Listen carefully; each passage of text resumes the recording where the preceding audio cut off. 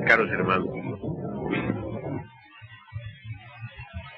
es bueno que esta noche penetremos a fondo en esto de la conciencia.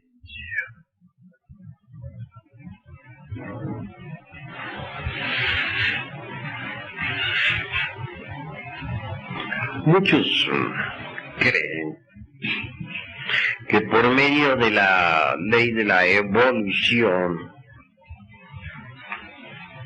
se puede llegar a la autorrealización íntima del ser.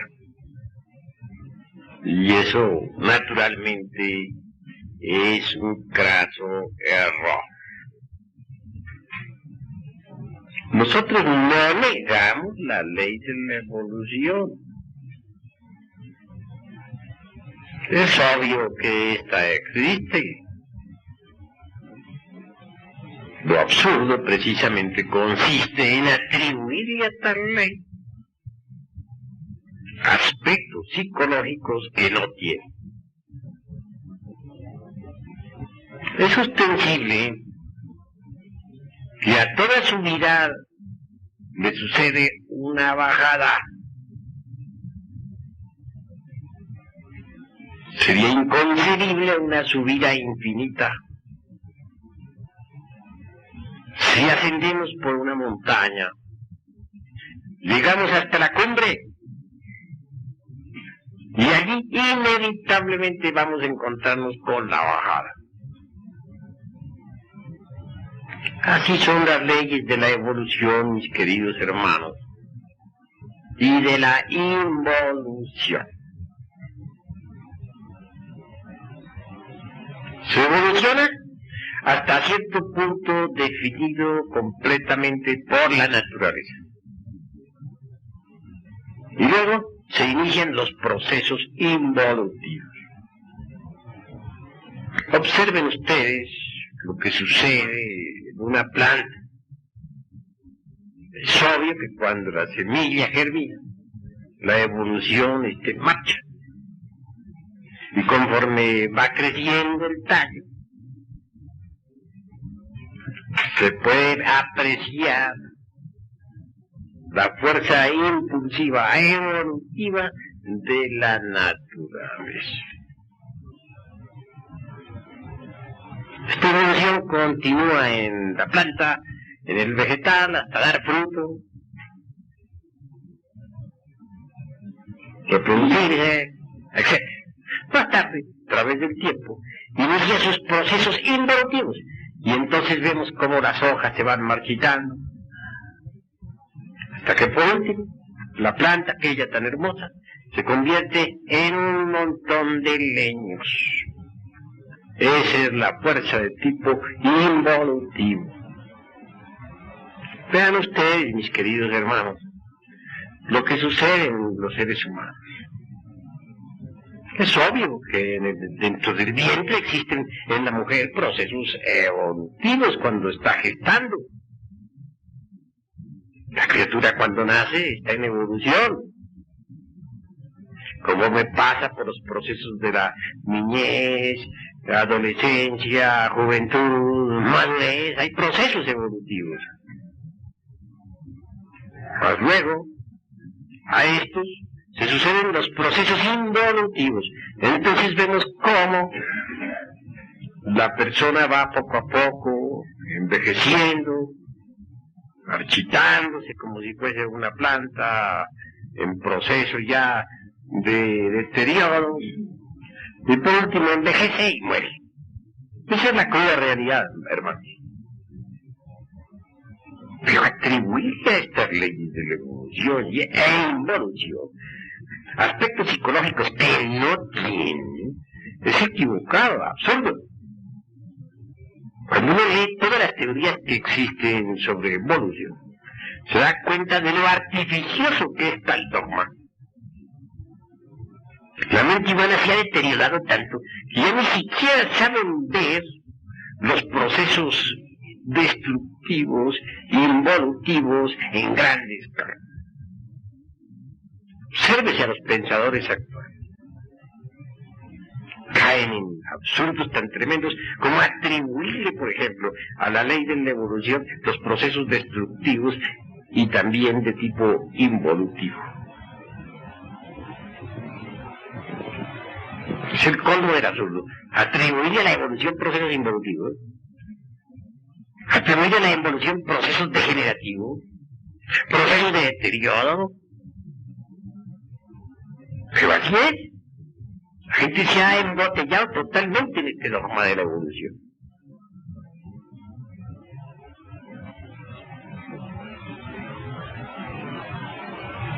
Lo que necesitamos nosotros, mis caros hermanos, es apartarnos de esas leyes mecánicas de la naturaleza.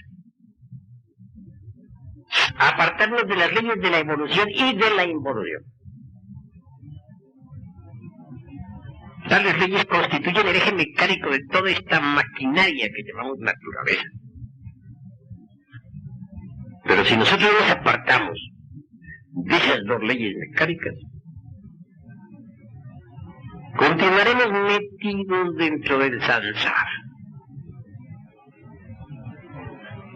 Es decir, dentro de esta rueda trágica de vidas y de muertes. Necesitamos meternos por la senda de la revolución de la conciencia. Esta senda se aparta de las leyes de evolución y de involución. La senda de la revolución de la conciencia ya fue enseñada por el Divino Maestro. Es el camino angosto, estrecho y difícil que conduce a la luz. Y que muy pocos son los que lo hacen. Jesús no dijo que hubieran 3 caminos, ni 5, ni 7, ni 12, como piensan muchos. Jesús nos habló de un camino único, angosto, estrecho y espantosamente difícil. El gran camino, Jesús, tampoco le prometió el reino a todo el mundo. Si estudiamos cuidadosamente los 4 evangelios, podemos ver cómo el Maestro hace énfasis en la dificultad para entrar al reino. Escrito está, muchos son los llamados y pocos los escogidos. Pero cuando se habla de escogidos, todos se sienten escogidos. Los protestantes creen que ellos son los escogidos.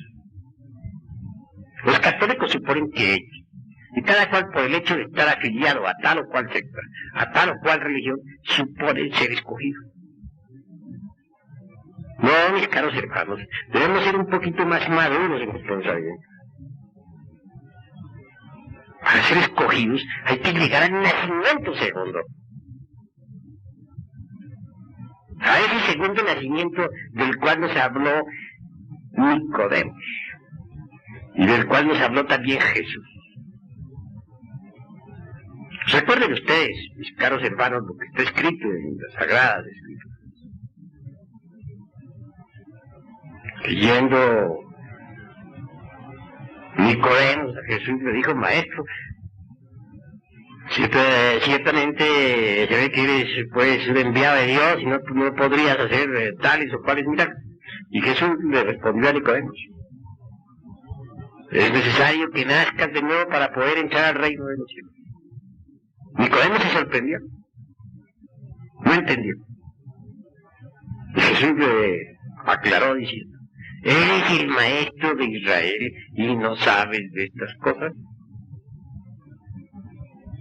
En verdad os digo, que lo que nace de carne, carne es, lo que nace de espíritu, espíritu es. Es necesario que nazcas de nuevo para poder entrar al reino de los cielos. Es decir, si uno no llega al nacimiento segundo, tampoco puede entrar al reino. Lo importante es llegar a ese nacimiento segundo.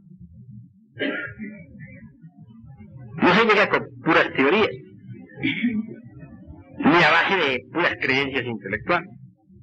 Se necesita algo más. La naturaleza habla por sí sola. Veamos las plantas, veamos todas las criaturas. El nacimiento es algo perfectamente natural. Y el nacimiento segundo se basa en las mismas fuerzas de la naturaleza.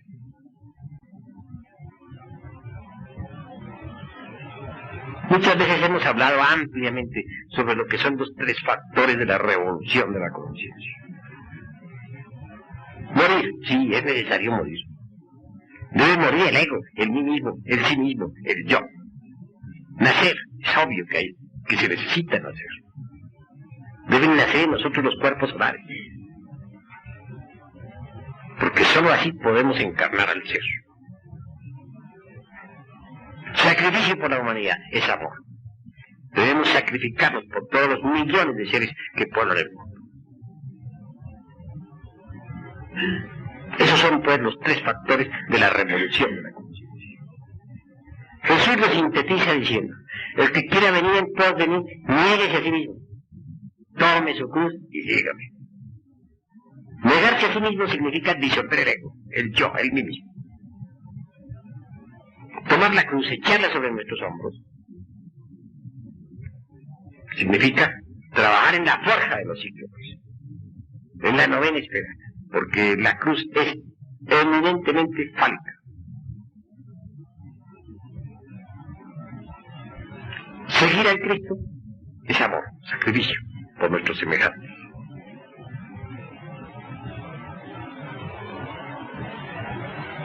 Necesitamos trabajar intensivamente con los tres factores. Solo así es posible llegar a la autorrealización íntima del ser.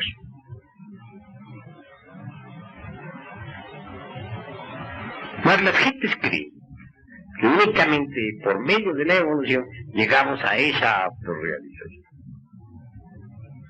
Ahí es donde está precisamente lo equivocado. Porque la autorrealización no puede ser el producto de una mecánica, aunque ésta sea de tipo evolutivo.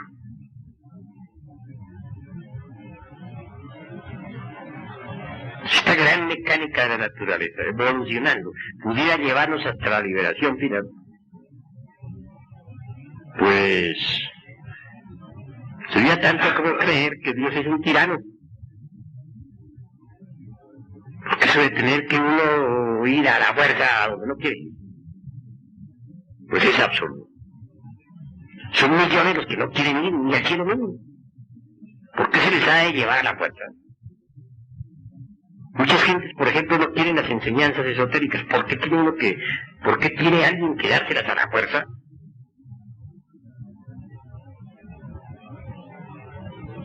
Que es necesario cambiar, pero ¿por qué tiene que cambiar la gente a la brava?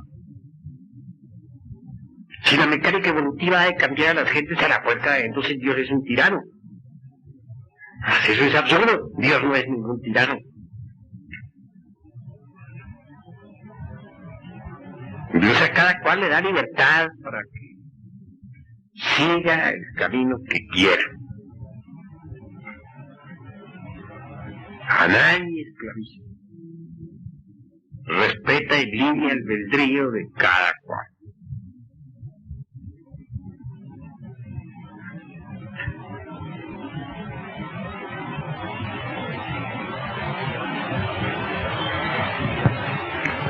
Muchos creen que, por ejemplo, a través de las innumerables reencarnaciones se llega a la perfección. Y eso es falso. Ya las gentes no saben distinguir entre lo que es reencarnación y lo que es retorno. La reencarnación fue dada a conocer en la India por el señor Krishna, el cual, como se sabe, vivió unos 1000 años antes de Jesús.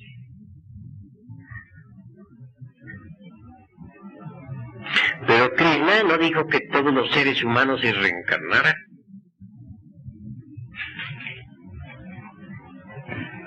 Krishna enseñó que solamente los dioses, los devas, los semidioses, los titanes, etcétera, son los llamados a reencarnarse. Esto parecerá a muchos extraño, pero así es. Para reencarnarse, ante todo, se requiere una individualidad definida. Y los seres humanos no tienen una individualidad definida. Si los observamos cuidadosamente, están llenos de terribles contradicciones.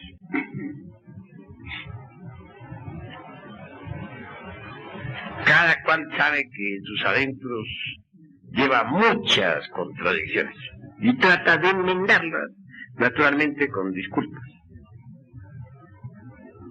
Pero si pudiéramos vernos tal como somos, de cuerpo entero, en un espejo, nos llenaríamos de vergüenza al contemplar nuestras íntimas contradicciones. El motivo, la causa de estas, reside precisamente en la multiplicidad del yo.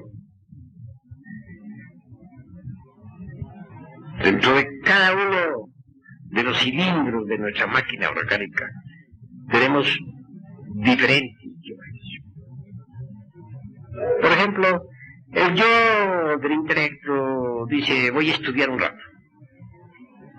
Entra en línea el yo del movimiento y dice, no, tengo ganas de ir a caminar un poco. Y luego, como tercero en disputa surge, por ejemplo, el yo del hambre, de la glotonería o del estómago, como ustedes quieran llamarle, y dice, no, prefiero comer. Vean ustedes qué cantidad de contradicciones tenemos. Ahora, son innumerables los defectos que tenemos.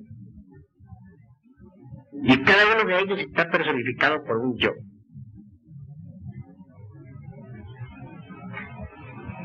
Así pues, no tenemos una verdadera individualidad. Estos yoes no guardan concordancia entre sí. Ríen, disputan. No tienen un orden definido. Cuando uno de ellos llega a sobreponerse a todos los demás, controla el cerebro y controla los centros capitales de la máquina orgánica. Y entonces vemos que el individuo se apasiona por una idea, o por una persona del sexo opuesto, etc. Pero cuando ya tal yo es nuevamente desplazado, entonces vemos cómo el individuo que había jurado amor eterno o lealtad a una causa se retira, dejando claro a todos los demás, a todas las personas, pues perplejas, atónitas, confundidas. El cuerpo humano pues es una máquina controlada por múltiples yoes. Sería absurdo suponer que esos múltiples yoes se reencarnen. Cuando llega la hora de la muerte, lo que continúa más allá del panteón es una legión de demonios. Sí, demonios yoes que personifican nuestros errores. Después de cierto tiempo, esos yoes diablos retornan, regresan, se reincorporan en un nuevo organismo. Eso es todo. Al reincorporarse, repiten exactamente todas las acciones de sus vidas anteriores. Esa es la ley de la eterna recurrencia. Así pues, las leyes de retorno y recurrencia gobiernan a toda la humanidad. ¿Cómo puede hablarse de reencarnación en este sentido? La reencarnación es para individuos que ya no tienen ego, que ya no tienen esos yoes, para individuos que son puro espíritu, para individuos sagrados. Es que la palabra reencarnación lo dice, mis caros hermanos. Encarnación, ya sabemos lo que es encarnación, el descenso de la divinidad a un hombre. Y reencarnación, es decir, significa la repetición de ese descenso a un nuevo organismo humano.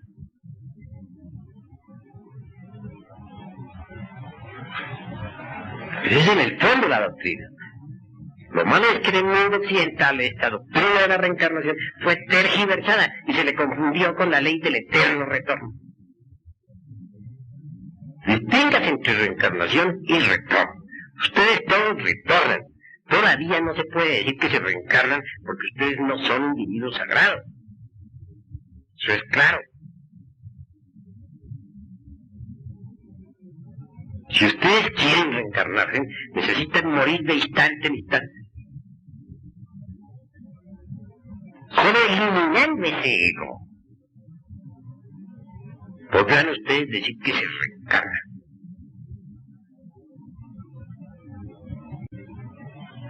Conforme el ego se va eliminando,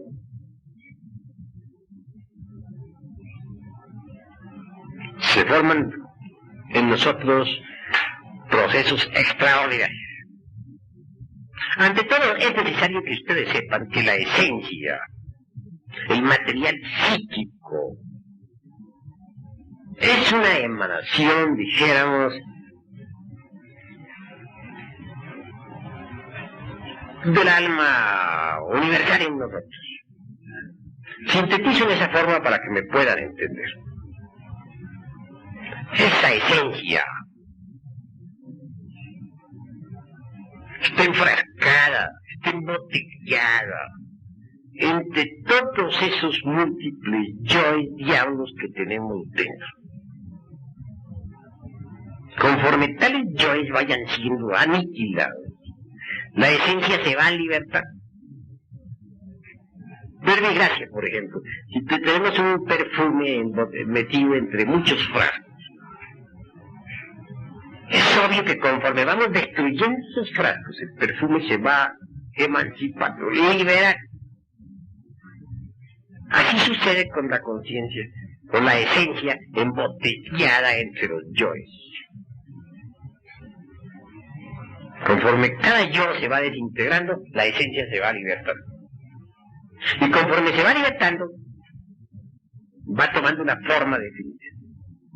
Lo primero que comienza en establecerse en nosotros es la famosa perla seminal de que nos habla el Tao.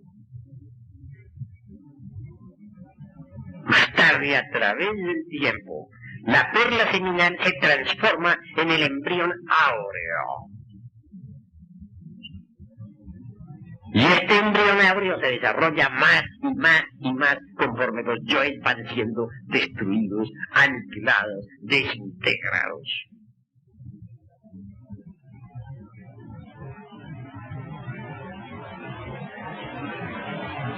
El embrión áureo viene a establecer, dijéramos, un equilibrio completo en nosotros, entre lo espiritual y lo material.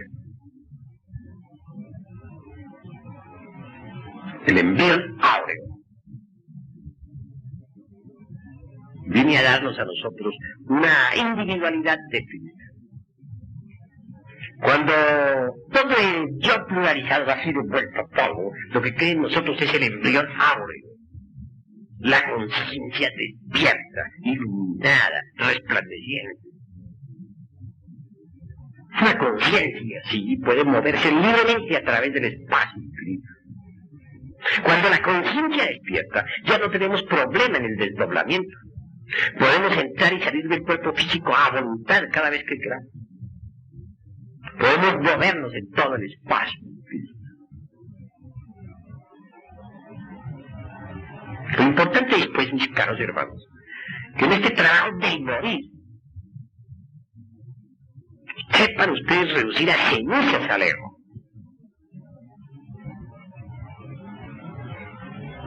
Conviene aprender a manejar la energía creadora. Recuerden ustedes que en los misterios gnósticos figura siempre el cáliz y la lanza. El cáliz representa precisamente a la fuerza viril masculina. Digo, la lanza, perdonen ustedes que iba teniendo aquí una pequeña equivocación. El cáliz representa el yoni femenino y la lanza a la fuerza sexual masculina. Hay que aprender a manejar la lanza y el cáliz, la fuerza masculina y la fuerza femenina. Los grandes sabios de la antigüedad aprovechaban el Sahaja Maituna para aniquilar a los yoes, para reducirlos a ceniza, para volverlos polvo.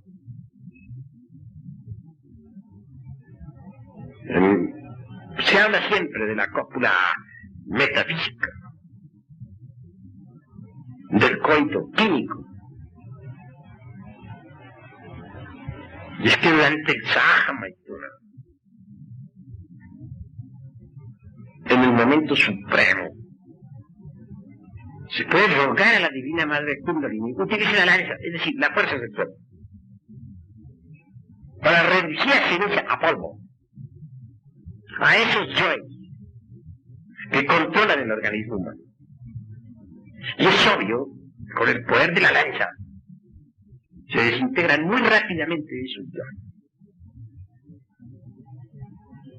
Conforme se van desintegrando, se está estableciendo también en el interior de nuestro ser la perla seminal, que más tarde, como ya les he dicho, se convierte en la flor áurea o en el embrión áureo.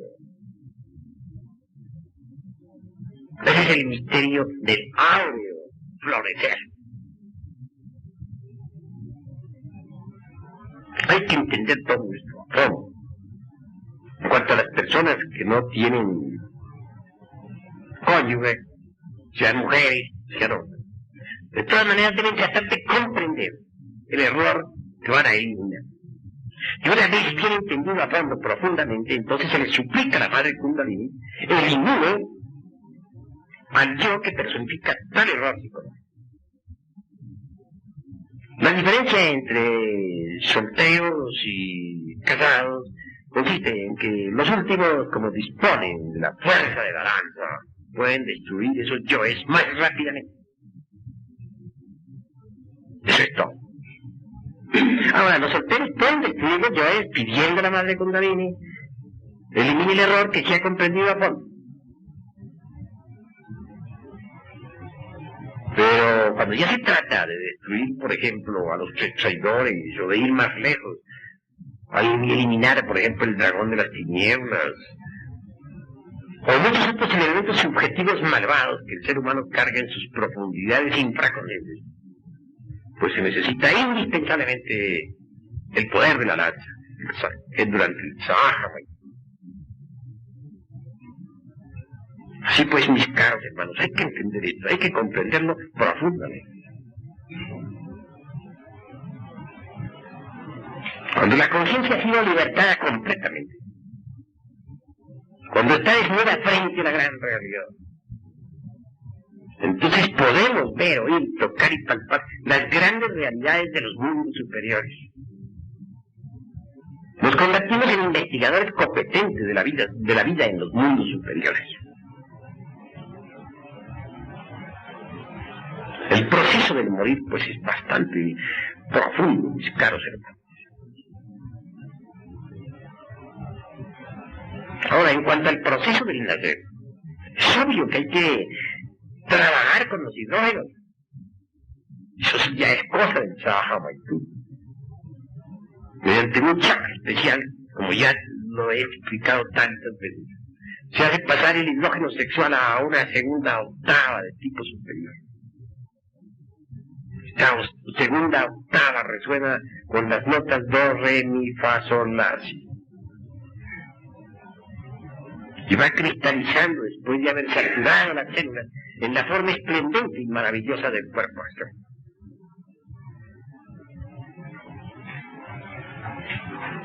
Y cuando se hace pasar el hidrógeno sexual a una tercera octava superior, entonces se fabrica el cuerpo mental. Que tal hidrógeno se procese con las notas do, re, mi, fa, sol, la, si, es un hecho. El cuerpo mental es extraordinario, maravilloso. Cuando se eleva el hidrógeno sexual a una cuarta octava de tipo superior, entonces viene a cristalizar con las 7 notas musicales en la esplendente forma del cuerpo causal. Al llegar a estas alturas, podemos ya encarnar eso que se llama alma humana o causal, el tercer aspecto de la tríada Atman Buddhi Man. Entonces tenemos un hombre con alma, un hombre auténtico, un hombre legítimo, un hombre verdadero. Pero a estas alturas no se llega, mis caros hermanos, por medio de simples creencias o dogmas, o a través de los procesos evolutivos. Realmente, solamente trabajando con los tres factores de la conciencia, es como se puede hollar esta senda que nos ha de conducir hasta la liberación final. Es necesario entender esto a fondo, profundamente.